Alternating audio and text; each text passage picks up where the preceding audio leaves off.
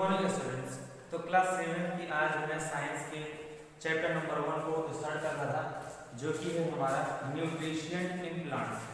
आप जानते हैं स्टूडेंट्स, क्लास 6 में भी हमारा पहला चैप्टर यही था, न्यूट्रिशन इन ह्यूमंस बीइंग्स या एनिमल्स। तो यहाँ हम प्लांट के बारे में पढ़ने वाले हैं। तो हमें जैसे पता है कि हमारा चैप्टर का पहला पार्ट ही है न्यूट्रिशन, कि न्यूट्रिशन प्लांट में क्या है, कैसे होता है, इन सब के लिए हमें ये चैप्टर स्टडी करना है। तो स्टार्ट करते हैं। What is nutrition? The nutrition is the total sum of the process by which an animals or plant takes in and utilize food substances. That means nutrition हमारे फूड का important ingredients है, जो हमारी body में जाने के बाद absorb होगा और हमारी बॉडी या प्लांट की बॉडी या किसी एनिमल की बॉडी में जाकर वो न्यूट्रिशंस एक मेजर रोल प्ले करने वाले हैं। ठीक है ना? ऐसा नहीं है कि न्यूट्रिशन नहीं मिल रहा है तो भी हम उस फूड को इनटेक किए जाए। ठीक है, फूड खाने का मतलब है कि उससे हमारी बॉडी को, प्लांट की बॉडी को या एनिमल की बॉडी को एनर्जी मिलनी चाहिए, कुछ ग्रोथ होना चाहिए। और अगर ऐसा नहीं है तो फिर वो हमारे लिए फूड नहीं है। क्लियर? क्या नहीं है? फूड नहीं है, अगर उससे हमें कुछ भी न्यूट्रिशंस नहीं मिल रहा है। क्लियर? सेकेंड वन इज कि हमारे यहाँ न्यूट्रिशंस, हम प्लांट की बात कर रहे हैं तो हमें पता है कि हमारे यहाँ 17 इंपॉर्टेंट न्यूट्रिशंस हैं हमारे प्लांट में। कुछ न्यूट्रिशंस बोर्ड पर हैं और उनमें से कुछ मेन है, जैसे nitrogen, phosphorus, sulphur, potassium, calcium, carbon और ऑक्सीजन। तो ये कुछ मेजर न्यूट्रिशंस यूज होते हैं हमारे प्लांट के द्वारा। नेक्स्ट है कि ऑल ऑर्गेनिजम्स डिपेंड्स डायरेक्टली और indirectly on plants for food. सबसे इंपॉर्टेंट लाइन है हमारे इस स्टार्टिंग पैराग्राफ का पहला और सबसे इंपॉर्टेंट पॉइंट ये है कि सारे ऑर्गेनिजम्स इस अर्थ पे, हमारे यहाँ जितने भी ऑर्गेनिजम्स सर्वाइव करते हैं, स्मॉल इंसेक्ट से लेकर बड़े बर्ड्स, ह्यूमन बीइंग्स और लायन, टाइगर, किसी भी तरीके के कोई भी एनिमल्स का स्टार्टिंग लाइफ डिपेंड करेगा सिर्फ और सिर्फ प्लांट के ऊपर। क्लियर? डायरेक्टली और इनडायरेक्टली। ठीक है, या तो वो डायरेक्टली प्लांट पे डिपेंड करेगा या फिर इनडायरेक्टली प्लांट पर डिपेंड करेगा। अगर इस वाली बात को थोड़ा याद दिलाना है तो आपको फूड चेन और फूड वेव क्लास 6 में याद आया होगा कि कैसे सारा का सारा एक होल सिस्टम बना रहता है और एनर्जी ट्रांसफर सारे ऑर्गेनिजम्स के बीच में होते होते वो रिसाइकिल होकर ओरिजिनल आता है। ठीक है ना? चलिए अब बात करते हैं, देखते हैं modes of nutrition in plants. हमारे प्लांट के पास कौन कौन से मोड अवेलेबल है। मोड कहने का मतलब कितने सारे मेथड हैं हमारे प्लांट के पास कि वो न्यूट्रिशंस को एब्सॉर्ब करे, ग्रो करे और हमारे इस यूनिवर्स में सारे ऑर्गेनिजम्स का जो मेन स्रोत है, मेन सोर्स है, उसको वो सर्वाइव कैसे करते हैं। तो पहले बार इसको साइंटिस्ट जॉन वैन हेलमेंट, जो कि बेल्जियम साइंटिस्ट थे, उन्होंने एक प्रयोग किया, एक्सपेरिमेंट किया। उन्होंने क्या किया कि विलो का एक ट्री लिया। ठीक है, विलो का एक ट्री लिया और उन्होंने क्या किया, उसको एक जगह पर वेट लिया, उसको तौला, थोड़ा सा वजन लिया उसका। तो उन्होंने जो वजन लिया उसको उन्होंने 5 साल तक नोटिस किया, पानी दिया, फर्टिलाइजर्स दिया, मैन्योरिंग की, और आफ्टर 5 ईयर उन्होंने पाया कि उस प्लांट का जो टोटल वेट था, यानी जिस बॉटल में या जिस शेप में उन्होंने रखा रहा उसको उन्होंने टोटल वेट किया, तो उनको 5 सालों का पहले वेट से उनको 73 केजी ज्यादा मिला। फिर उन्होंने क्या किया, उस प्लांट को निकालकर सेपरेट किया। ठीक है, प्लांट को निकालकर सेपरेट किया, वो सारे जो इंस्ट्रूमेंट्स, सॉइल्स वगैरह, मेंटेनेंस वगैरह थे, उनको उसने क्लीन किया। फिर भी उसने पाया कि जो प्लांट मैंने 5 साल पहले लगाया था, जो मैंने प्लांट 5 साल पहले लगाया था, इसके वेट में गेनिंग हुआ है, ना तो सॉइल में कुछ गेन हुआ, ना इस बकेट के वेट में कोई भी चेंजेस हुए।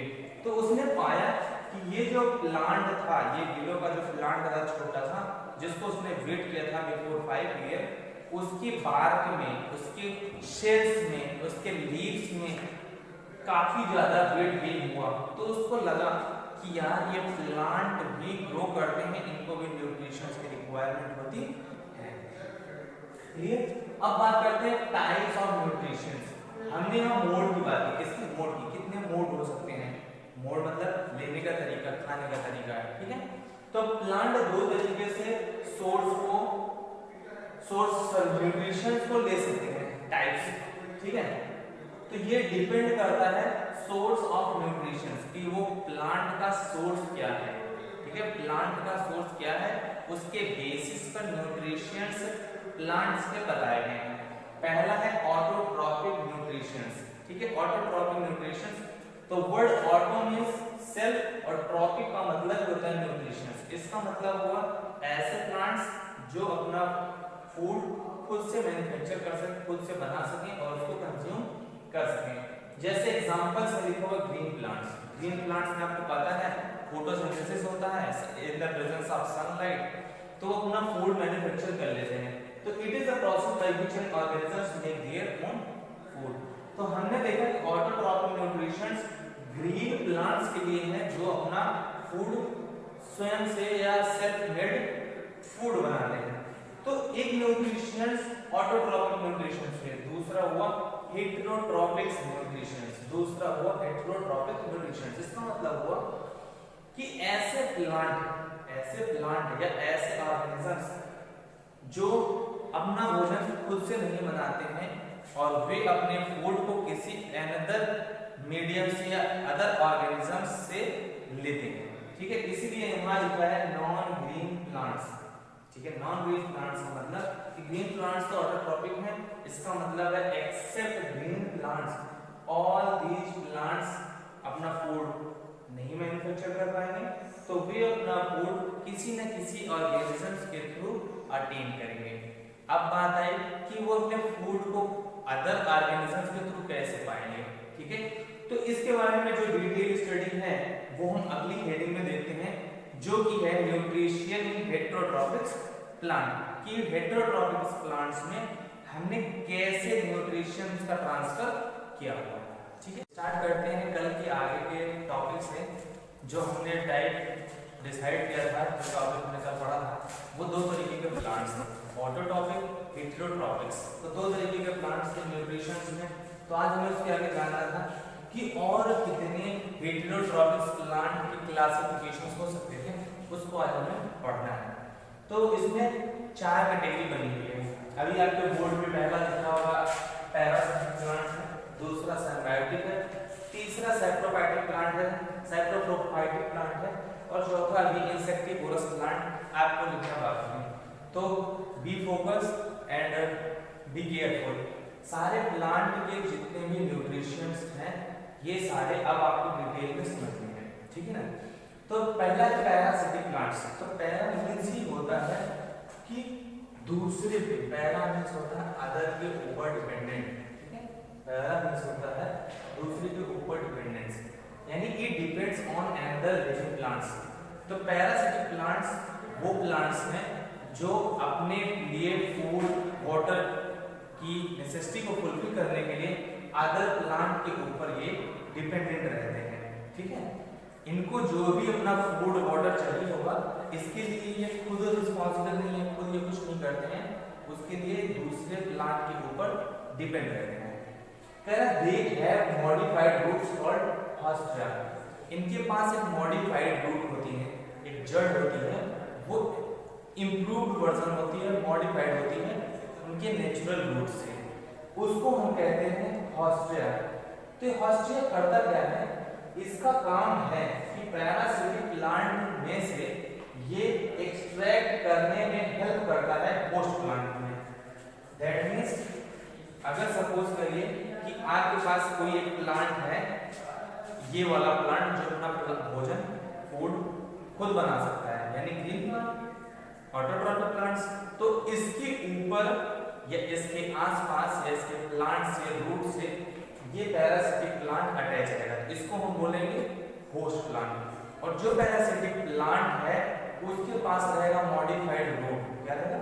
Modified root. सपोज करिए कि ये है मेरा पैरासिटिक प्लांट, तो ये पैरासिटिक प्लांट के पास है हॉस्टिया रूट्स, तो ये क्या करेगा, हॉस्टिया जो है इस प्लांट के ऊपर कवर अप करेगा और इसमें अवेलेबल, इसमें प्रेजेंट फूड और वाटर को एक्सट्रैक्ट करेगा, खींच के निकालेगा और अपने प्लांट को वो ट्रांसफर करेगा ताकि वो पैरासिटिक प्लांट को फूड और वाटर मिलता रहे। Is that clear? चल रहे हैं आगे। क्या है एग्जांपल है डोडर और डॉग मिसडोन, ठीक है। इन दोनों के फिगर आपके बुक में बने हुए हैं और मैंने इसलिए इसकी हिंदी लिखी अमरबेल, ठीक है। डोडर को कहते हैं कैक्स्टा या फिर कह सकते हैं इसको अमरबेल। तो आपने देखा होगा कि प्लांट के ऊपर झाड़ियों नुमा स्ट्रक्चर बना रहेगा, यानी उनको अपना फूड और वाटर उन स्टेम्स के ऊपर जहां वो लपेटे हैं वहां से उन्होंने एक्सट्रैक्ट किया हुआ है, ठीक है। तो पहला हमने पढ़ लिया है पैरासिटिक प्लांट, दूसरा है सिम्बायोटिक प्लांट। क्या है? Symbiotic plant. तो पहला वर्ड है सिम्बायोटिक। क्या है? सिम्बायोटिक। ये बना हुआ है वर्ड सिम्बायोसिस, ठीक है। इसका मतलब होता है विद लिविंग। विद लिविंग का मतलब साथ साथ रहना, साथ साथ जीना। विद लिविंग मतलब साथ साथ रहना। और सिम्बायोटिक वर्ड सिम्बायोसिस से लिया गया है, इसका मतलब होता है साथ साथ रहना। इसका मतलब हुआ कि इसमें दोनों प्लांट एक दूसरे के ऊपर डिपेंडेंट रहेंगे, साथ साथ रहेंगे, ठीक है। यानी दो प्लांट हमारे पास, दोनों प्लांट एक दूसरे के ऊपर डिपेंडेंट रहेंगे। एग्जांपल से समझते हैं। हमारे पास है लाइकेन। क्या है? लाइकेन। लाइकेन दो चीजों से मिलकर बना हुआ है, पहला है फंगी और दूसरा है एल्गी, ठीक है। Fungi and algae. तो मैंने कुछ स्ट्रक्चर बनाए हुए हैं, वन बाय वन समझना, ठीक है। लाइकेन जो बना हुआ है फंगी और एल्गी से बना हुआ है, ठीक है। हमारा मेन फोकस था फूड पे, तो फूड का काम संभालता है कौन? एल्गी। तो मैंने इसलिए लिखा है कि एल्गी का काम है फूड बनाना, और फूड कैसे बनाएगा? फोटोसिंथेसिस से। क्लियर? एल्गी फूड बनाएगा फोटोसिंथेसिस से, और ये एल्गी अपने फूड को ट्रांसफर करेगा कहां? लाइकेन में, ठीक है। दो पार्ट्स मिलकर बने हैं, तो एल्गी ने फूड बनाया और ट्रांसफर किया लाइकेन को, ठीक है। अब बात है कि फंगी क्या करता है, तो फंगी का काम है वाटर और मिनरल्स एल्गी को अवेलेबल कराना, ठीक है। यानी वाटर और मिनरल्स को ट्रांसफर करके एल्गी के पास पहुंचाता है हमारा फंगी। और उसके अलावा फंगी का एक काम है कि इस लाइकेन को स्ट्रक्चर अवेलेबल कराना कि ये आपका कौन सा स्ट्रक्चर बनेगा, ठीक है। दैट्स मीन फंगी का काम है स्ट्रक्चर पे ध्यान देना और वाटर और मिनरल्स अवेलेबल कराना, किसको? एल्गी, ताकि algae in the presence of sunlight photosynthesis से फूड बनाए, तब ये दोनों मिलकर लाइकेंस के ऊपर सरवाइव कर सकते हैं, ठीक है। यानी लाइकेंस हमारा इस तरीके से म्यूचुअल रिलेशनशिप इन दोनों के बीच में रहता है, तब हमारा वो प्लांट डेवलप होता है, ठीक है। और अगर आपको समझना है तो लिगुमिनस प्लांट्स होता है, उसमें प्रेजेंट रहते हैं राइजोबियम। तो राइजोबियम क्या करता है? अपने द्वारा जो भी प्रोटीन वो बनाता है वो अपने पैरासिटिक प्लांट या होस्ट प्लांट को अवेलेबल कराता है, और उसके बदले में वहां से सेल्टर और जो भी फूड उसको मिलता है वो खुद वो राइजोबियम बैक्टीरिया गेन करता है, ठीक है। तो यहाँ हमने दो एग्जांपल की बात की, पहला लाइकेन का और दूसरा लेगुमिनस प्लांट का। क्लियर? कह रहे it can be further divided into four types. ये आपकी बुक का पार्ट नहीं है, आपकी एक्स्ट्रा इंफॉर्मेशन के लिए है, किसको ध्यान दीजिएगा। कभी अगर ये चीजें सुनने को मिले तो ऐसा ना लगे कि कोई नया सा पॉइंट आ गया हमारी बुक में, तो जस्ट फॉर इंफॉर्मेशन है। तो पहला इसमें होता है केमेंसिलिज्म, दूसरा म्यूचुअलिज्म, तीसरा पैरासिटिज्म, चौथा है एंडोसाइम्बायोसिस और एक्टोसाइम्बायोसिस। जो स्टूडेंट्स फर्दर बायोलॉजी में इंटरेस्टेड रहेंगे उनको हायर क्लास में 11th और 12th में ये सारी चीजें कि थोड़े और हायर क्लास में पढ़ने को मिल सकते हैं। थर्ड है सैप्रोफाइटिक प्लांट्स, ठीक है। थर्ड है हमारा सैप्रोफाइटिक प्लांट। कह रहे ऐसे प्लांट्स के अंदर प्रेजेंट रहेगा स्पेशल डाइजेस्टिव जूसेस। क्या प्रेजेंट रहेगा? Special digestive juices. Special digestive juices का मतलब हुआ कि ये कोई प्लांट नहीं है। क्या नहीं है? प्लांट नहीं है। ये वर्क करेंगे किसके ऊपर? डेड और डिकेइंग मैटर के ऊपर। ठीक है, इसका मतलब हुआ कि डेड और डिकेइंग मैटर को जो ईट करेगा, क्योंकि उसके पास अवेलेबल है स्पेशल डाइजेस्टिव जूसेस, जिससे वो डेड और डिकेइंग मैटर को सिंपलर सब्सटेंसेस में ब्रेक कर सके। ठीक है, सिंपलर सब्सटेंसेस में ब्रेक कर सके, और वो अगर ब्रेक कर रहा है तो वो प्रोसेस कहलाएगा हमारा डिकम्पोजिशन। ठीक है, एग्जांपल में समझते हैं। एक होता है मशरूम और दूसरा होता है टोड स्टूल्स। ठीक है, मशरूम के बारे में सभी लोगों को पता है। ठीक है, ये आपको रोड साइड में या कहीं पे जहां पर आपको डंग वगैरह वो प्रोवाइड करेंगे तो वहां पर आपको ये देखने को मिल जाएगा। Generally they can not be classified. क्या लिखा है वर्ड? Can not. क्या लिखा है? Can not be classified as plant, they are considered as fungi. ठीक है, इनको हम प्लांट में कंसीडर नहीं करते हैं, इनको हम कंसीडर करते हैं फंगी के तौर पे। ठीक है, बट चूंकि ये भी बनता है, प्लांट का नेचर रहता है मशरूम के अंदर। ठीक है, तो इसका मतलब हुआ यहाँ पर जो प्लांट है हमारा, उसको फीड करने के लिए जो हमने वेस्ट फेंका हुआ है, उस वेस्ट से डिकम्पोज होकर वो प्लांट ग्रो कर सकता है। क्लियर? लास्ट में लिखा हुआ बैक्टीरिया और फंगी, इसके मेन दो ग्रुप हैं, और यहाँ पर हमने लिख दिया एसई यानी सैप्रोफाइटिक प्लांट्स, यानी bacteria and fungi main group है हमारे सैप्रोफाइटिक प्लांट्स के।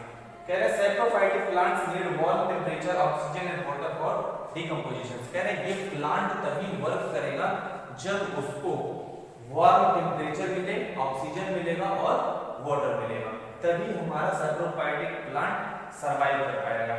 ठीक है,